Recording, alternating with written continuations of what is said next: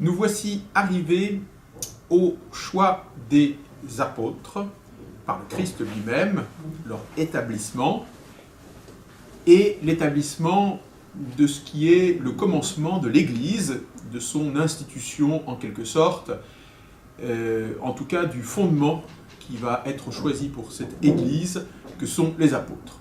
Alors il vous faudra étudier à la fois le chapitre 5, les versets 1 à 11 de l'Évangile selon saint Luc, qui est l'appel des premiers disciples, et dans un deuxième temps, mais lors de la même séance, le chapitre 6, les versets 12 à 19 de l'Évangile selon saint Luc, qui est l'établissement de ces apôtres par rapport à la foule. Dans les deux passages, il y a un jeu qui va de la foule aux apôtres, et c'est dans le premier passage, et dans le deuxième, c'est des apôtres à la foule. Il y a donc un parallèle à faire. Le Seigneur se trouve au milieu d'une foule immense et il enseigne. C'est lui qui enseigne tout seul à la foule, mais il enseigne déjà depuis la barque de Pierre. C'est tout simple, on est sur le bord du lac et le Seigneur se met dans la barque de sorte que sa voix porte sur le rivage et que la foule entière puisse l'entendre. C'est une technique oratoire, rhétorique connue et qui permet au son de se propager et qui est usée par le Christ. Il faut toujours commencer, quand on lit l'Évangile, à voir le soubassement matériel, évident, premier, pour en comprendre pleinement le sens spirituel. C'est de la barque de Pierre que le Seigneur va annoncer son évangile. C'est-à-dire que c'est à partir d'un élément humain que la grâce de Dieu se répand sur le monde. Et c'est très important, le Seigneur a voulu avoir besoin de la barque de Pierre, image ô combien utilisée par tous les pères de l'Église, et aujourd'hui encore, pour désigner justement cette Église, cette barque que Pierre va mener, puisque c'est lui qui la porte au Seigneur, ou plutôt le Seigneur la lui demande. Pierre est un exploitant pêcheur, un petit artisan qui possède une petite entreprise, puisqu'il possède au moins 2 barques, nous le savons avec certitude. Et après avoir enseigné à la foule depuis la barque, on va quitter la foule, c'est-à-dire que le Seigneur va demander à Pierre de s'éloigner. Vous aurez quand même bien remarqué, j'allais oublier ce point, que le Seigneur n'est pas allé chercher des gens qui n'avaient rien à faire pour annoncer son évangile, pour travailler à sa moisson. Eh bien, il est allé chercher des disciples en plein travail, en plein au milieu de leur travail. C'est à travers leur travail et dans leur activité que le Seigneur agit d'abord et annonce l'évangile, puisque c'est de la barque de Pierre, son instrument de travail, qu'il annonce l'évangile, mais ensuite, c'est dans leur propre travail, puisqu'il va les emmener au large, d'où altum, cette phrase ô combien commentée, avance au large, et de l'audace, car maintenant, c'est toi qui m'aimes, qui va participer de l'annonce de l'évangile. Et pour le lui faire comprendre, le Seigneur lui demande de jeter les filets. C'est une pêche miraculeuse, puisque Pierre, qui est un professionnel de la pêche, a peiné toute la nuit sans rien prendre. Il le sait parfaitement, il se permet de le rappeler au Seigneur, l'obéissance qui est due au Seigneur, puisqu'il va lui obéir, il va écouter sa voix et agir selon son ordre, il le lui dit d'ailleurs.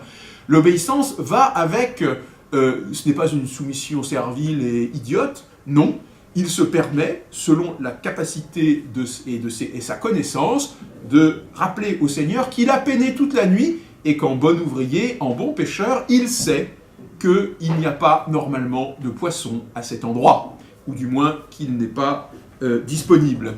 Mais, confiant dans la parole de Dieu, il exécute cet ordre et avec confiance, et donc intelligence aussi, il se jette à l'eau et il jette les filets. Ces filets vont être tellement pleins que Pierre est obligé de faire signe à d'autres pêcheurs et qui sont certainement ou ses associés, ou des gens qui travaillent avec lui, et qui ne sont autres que Jacques et Jean. Jacques et Jean, ces deux frères qui travaillaient avec Jésus, les fils de Zébédée, eh bien, vont se joindre d'abord au travail de Pierre, j'insiste sur ce point, et car les enfants qui travaillent, et nous-mêmes qui travaillons, vous qui avez un travail, eh bien, le travail des enfants qui est d'étudier, évidemment, eh bien, c'est un travail à travers lequel ils peuvent trouver Dieu. Il n'y a pas d'un côté nos activités humaines, le travail, les loisirs, et puis à côté une troisième activité qui serait le bon Dieu. Non, c'est à travers cette activité humaine que le Seigneur se révèle et œuvre. Eh bien, voilà en gros pour cette première partie, il faut voir cet appel du Seigneur à travers une œuvre humaine, le besoin que le Seigneur a, que les gens se livrent, que ses apôtres se livrent, c'est ceux qui sont ses disciples pour l'instant, se livrent à lui complètement, car à la fin du passage que nous lisons, eh bien, où il a bien été dit que Pierre a appelé à lui ses compagnons, eh bien, à la fin du passage, le Seigneur se manifeste en quelque sorte dans sa puissance par cette pêche miraculeuse, anormale. Pierre lui a bien signifié en disant qu'il avait peiné toute la nuit. Et Pierre lui-même va reconnaître qu'il a affaire non pas simplement à un rabbi, non pas à un grand prophète, qui serait déjà magnifique, avec un message de paix, de grâce, un message de Dieu. Non, il se rend compte qu'il a en face de lui la puissance même de Dieu à l'œuvre, et il se prosterne à ses pieds. Aucun juif, non plus qu'un chrétien, ne s'agenouille devant quiconque, sinon devant Dieu lui-même. Et il lui demande de s'éloigner de lui, car il n'est pas digne de le connaître, il n'est pas digne de participer à sa mission, il n'est pas digne de travailler à sa mission. Et oui, ce n'est pas la dignité des disciples qui va faire le choix du Seigneur. Le choix de Dieu est une vocation gratuite. C'est Dieu qui appelle et qui donne la grâce nécessaire.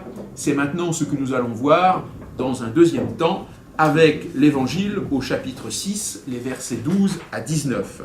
Ici, après de nouveau bien sûr avoir lu consciencieusement ce passage de l'Évangile, vous vous apercevrez qu'il s'agit de l'appel des 12.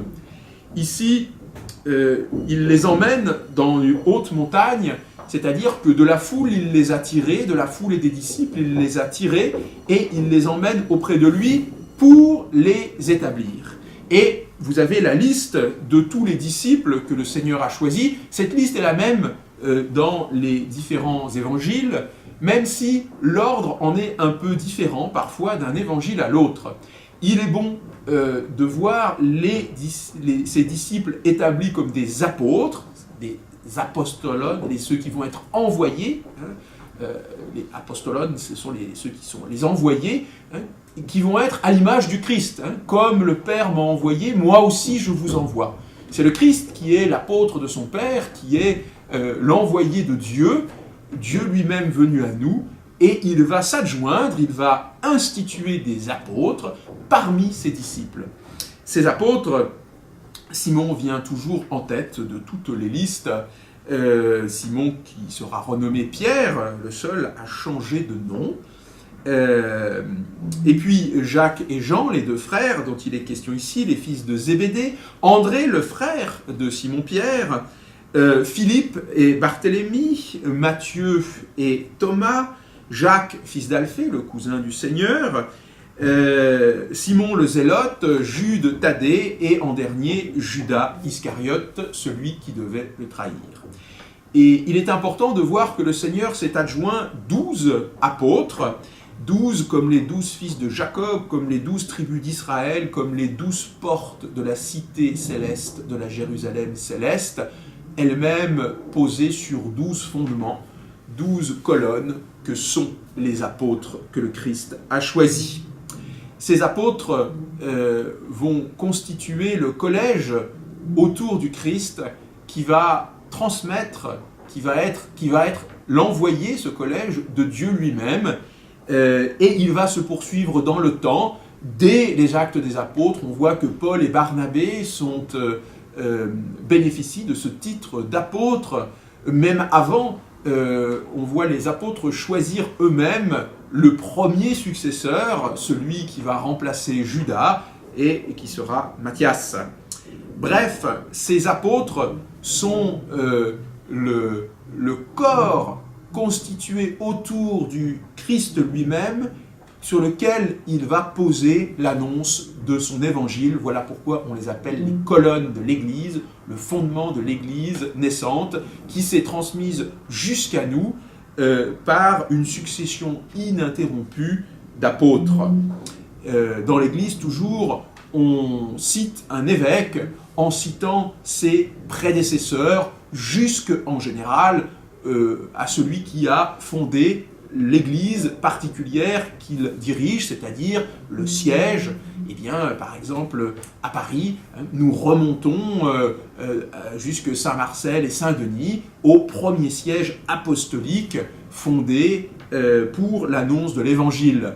Et à Rome, bien entendu, on remonte jusqu'à Pierre lui-même, qui fonda cette église particulière de Rome, qui devait présider aux autres églises.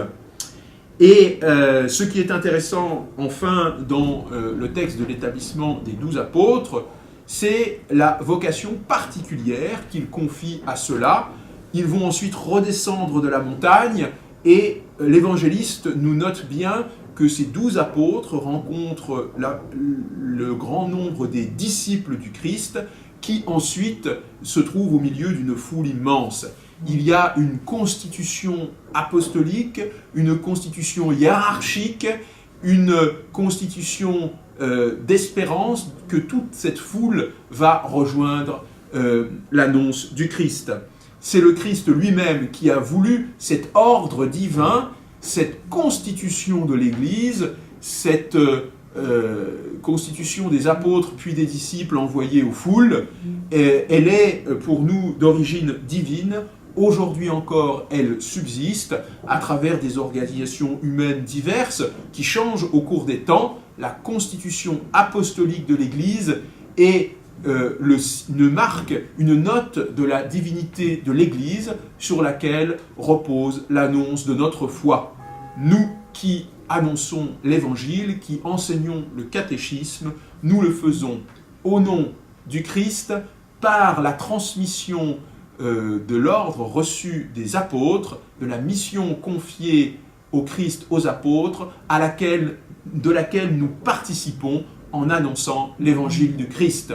Nous nous glissons, nous nous intégrons à cette constitution de l'Église qui a pour fondement le Christ et qui a pour diffusion les apôtres jusqu'à l'extrémité du monde et jusqu'à l'extrémité des temps.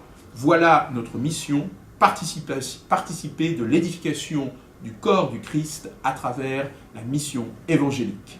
Bon travail.